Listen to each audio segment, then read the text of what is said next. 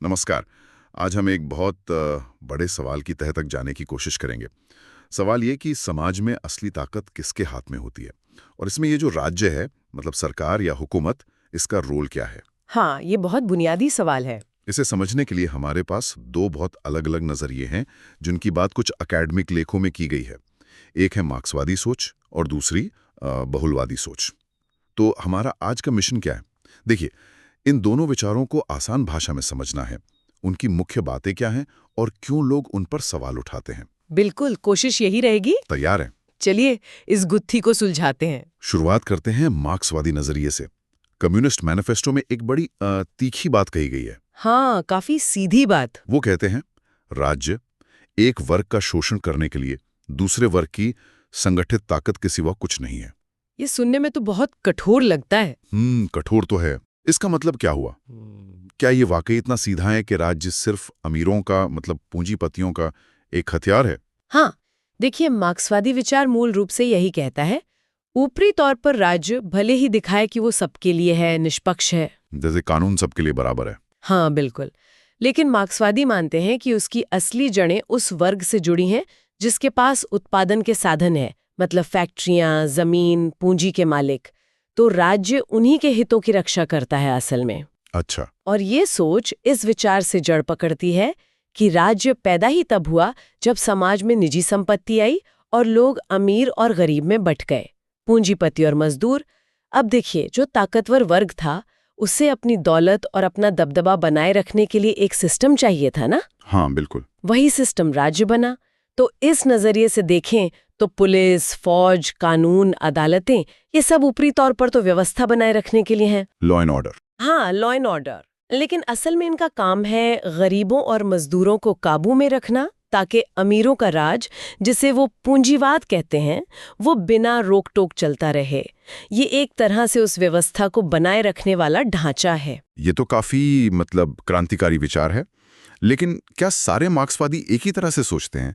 मैंने सुना इसमें भी अलग अलग धाराएं हैं। हाँ, ये जरूरी बात है। जैसे कि ये उपकरण मूलक और संरचनावादी क्या चीजें? जहां तक मैं समझाऊं, उपकरण मूलक यानी इंस्ट्रूमेंटलिस्ट सोच, वो तो इसे ऐसे देखती है जैसे राज्य सीधे सीधे अमीर लोगों के हाथ का औजार है। हाँ, एक टूल की तरह। सरकार में या तो वही लोग बैठे हैं या उनके इशारे पर नाचने वाले।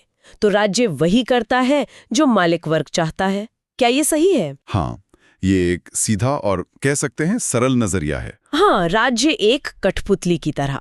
लेकिन जो संरचनावादी या स्ट्रक्चरलिस्ट नजरिया है वो थोड़ा ज्यादा पेचीदा है। अच्छा, कैसे? वो कहता है कि जरूरी नहीं कि हर मंत्री या बड़ा अफसर सीधे पूंजीपतियों के कहने पर ही चले, बल्कि पूरा जो आर्थिक ढांचा है, मतलब पूंजीवादी सिस्टम, वही ऐसा है कि राज्य को मजबूरन ऐसी नीतियां बनानी पड़ती हैं जो आखिरकार पूंजीवाद को ही फायदा पहुंचाए। सोचिए, सिस्टम को चलते रहने के लिए क्या चाहिए?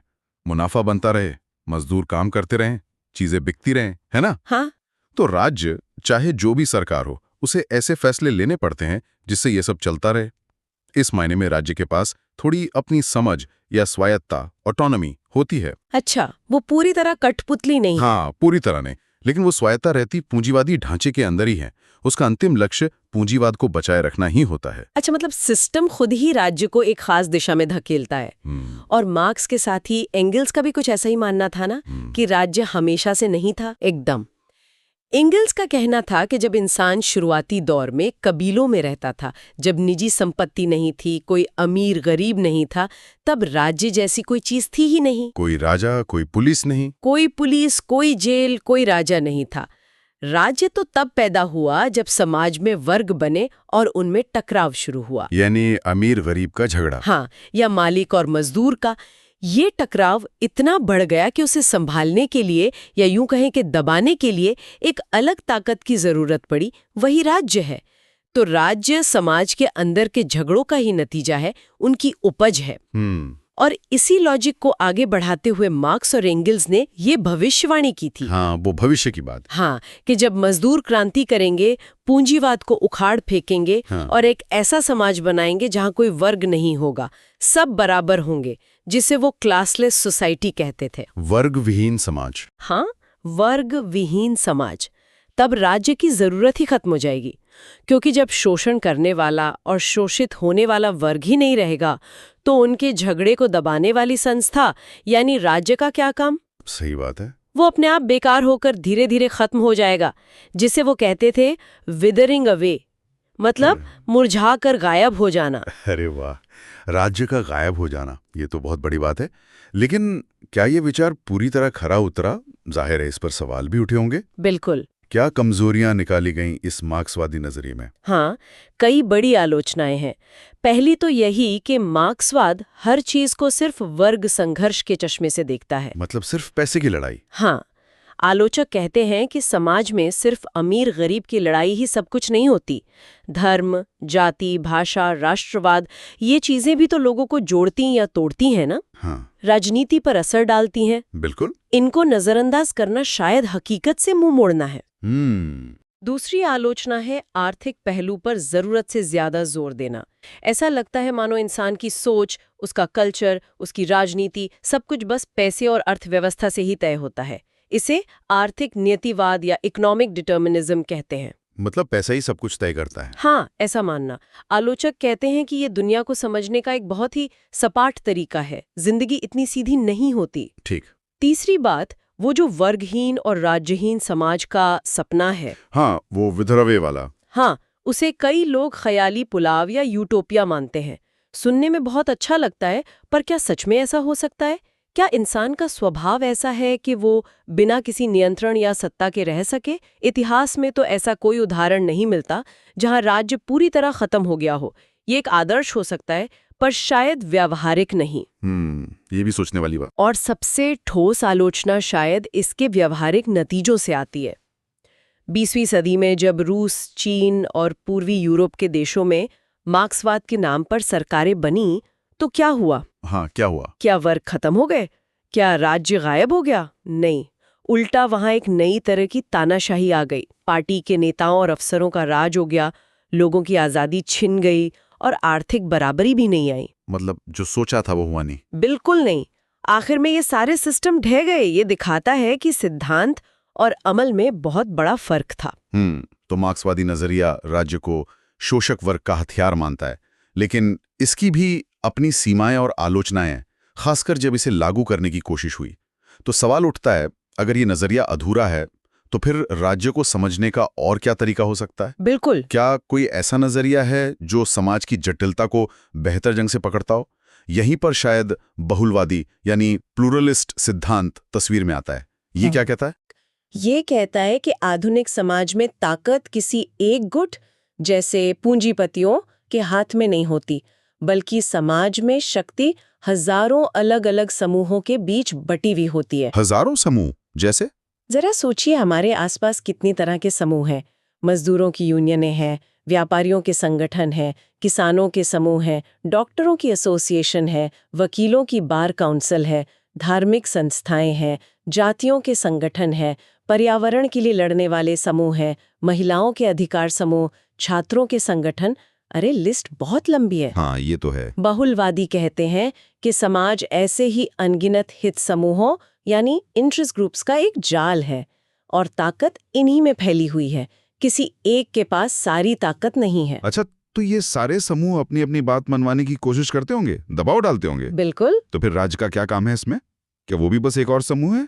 बहुलवादी सोच की हिसाब से हाँ, राज्य भी एक तरह का संघ या एसोसिएशन ही है जैसे बाकी समूह हैं, लेकिन उसकी भूमिका थोड़ी खास है। खास कैसे?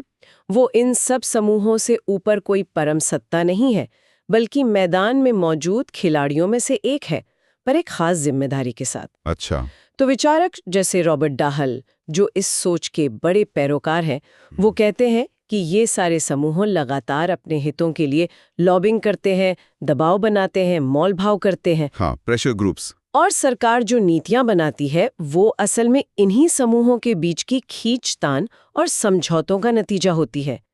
कभी कोई समूह हावी होता है तो कभी कोई और, कोई एक हमेशा नहीं जीतता। बिल्कुल। और इस खींचतान में राज्य की भूमिका एक निष्पक्ष रेफरी या पंच, मतलब ऑनेस्ट ब्रोकर की तरह होती है। रेफरी की तरह? हाँ, जब अलग अलग समूहों के हितों में टकराव होता है, मान लीजिए फैक्ट्री मालिक ज्यादा मुनाफा चाहते हैं और मजदूर बेहतर तनख्वाह, तो राज्य बीच में पड़ता है, नियम बनाता है और कोशिश करता है कि कोई बीच का रास्ता निकले जिससे समाज में शांति बनी रहे। अच्छा, बैलेंस बनाने की कोशिश करता है। हाँ, बैलेंस बनाने की। सभी समूह राज्य पर भरोसा करते हैं कि वो उनकी बात सुनेगा और कोई ना कोई फैसला करेगा। डाहल ने ऐसी व्यवस्था को बहुलतंत्र या पॉलियार्की कहा। ये शायद एकदम आदर्श लोकतंत्र ना हो जहां हर नागरिक की बराबर चले, लेकिन ये वो हकीकत है जहां ताकत कई केंद्रों में बटी होती है और बहुत सारे समूह मिलकर नीति निर्माण को प्रभावित करते हैं। ये सत्ता के केंद्रीकरण का उल्टा है। सुनने में तो ये काफी ठीक लगता है। ताकत बंटी हुई है, राज्य रेफरी जैसा है, सब समूह अपनी बात रख सकते हैं। एक तरह से ज्यादा लोकतांत्रिक लगता है, मार्क्सवादी नजरिए से। हाँ, लगता तो है। लेकिन क्या ये तस्वीर पूरी तरह सही है? क्या राज्य वाकई हमेशा इतना निष्पक्ष होता है, या इस नजरिए में भी कुछ झोल हैं? हाँ, इस पर भी सवाल उठाए जाते हैं और काफी गंभीर सवाल।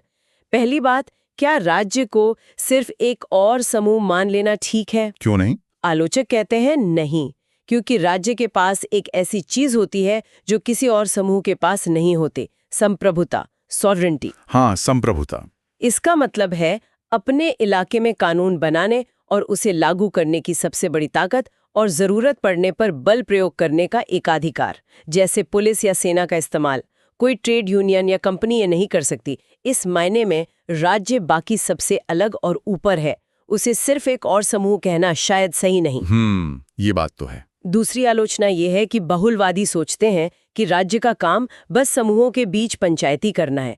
लेकिन आज का राज्य सिर्फ रेफरी नहीं है। मतलब? सोचिए, सरकारें आजकल क्या क्या नहीं करती। सड़कें बनाती हैं, स्कूल अस्पताल चलाती हैं, टैक्स लगाती हैं, व्यापार के नियम बनाती हैं, गरीबों के लिए योजनाएं लाती हैं, जिसे वेलफेयर स्टेट कहते हैं। हाँ, कल्याणकारी राज्य। राज्य का काम बहुत ज्यादा फैल गया है। वो खेल में सिर्फ सीटी नहीं बजाता, बल्कि खुद एक बहुत बड़ा खिलाड़ी बन गया है। बहुलवादी नजरिया राज्य की इस बड़ी हुई भूमिका को ठीक से नहीं समझ पाता। ठीक है। और एक तीसरी बड़ी दिलचस्प आलोचना है, बहुलवादी कहते हैं कि राज्य निष्पक्ष पंच है ना? हाँ। लेकिन साथ ही वो ये भी मानते हैं कि राज्य खुद भी एक संगठन है जिसके अपने हित हो सकते हैं, जैसे अपनी ताकत बढ़ाना, अपनी नौकरशाही का दायरा फैलाना, ज्यादा बजट हासिल करना। अच्छा, मतलब राज्य के अपने इंटरेस्ट भी हैं। हाँ, बिल्कुल। तो यहाँ एक विरोधाभास, एक कॉन्ट्रडिक्शन है। अगर राज्य के खुद के भी हित हैं, तो वो पूरी तरह निष्पक्ष कैसे हो सकता है? क्या वो उन समूहों का पक्ष नहीं लेगा जो उसके हितों को साधते हों? ये सोचना कि राज्य हमेशा दूध का धुला होता है, शायद थोड़ा ज्यादा आशावादी है। असलियत में कुछ समूह यकीनन दूसरों से ज्यादा ताकतवर होते हैं और राज्य पर ज्यादा असर डालते हैं। ये बराबरी वाली बात शायद उतनी सच न हो। तो आज हमने राज्य को देखने के दो बिल्कुल अलग चश्मे देखे। एक मार्क्सवादी चश्मा जो कहता है कि राज्य असल में ताकतवर वर्ग का एक औजार है और सारी शक्ति उसी के पास सिमटी है। ये वर्ग संघर्ष की कहानी है। हाँ, केंद्रित शक्ति। और दूसरा बहुलवादी चश्मा जो कहता है कि नहीं, शक्ति तो समाज में बहुत सारे समूहों में बंटी हुई है और राज्य इन सब के बीच संतुलन बनाने वाला एक मध्यस्थ है। ये आपसी होड़ और समझौते की कहानी है। फैली हुई शक्ति। देखा जाए तो ये पूरी बहस इसी नुक्ते पर आकर टिक जाती है कि ताकत का असली केंद्र कहाँ है। क्या वो कुछ गिने चुने लोगों या एक वर्ग के हाथ में है, या फिर वो समाज में फैली हुई है? हाँ, यही मूल सवाल है। दोनों ही नजरियों में कुछ सच्चाई हो सकती है और दोनों की अपनी कमियां भी हैं। शायद हकीकत इन दोनों के बीच कहीं है या और भी जटिल है।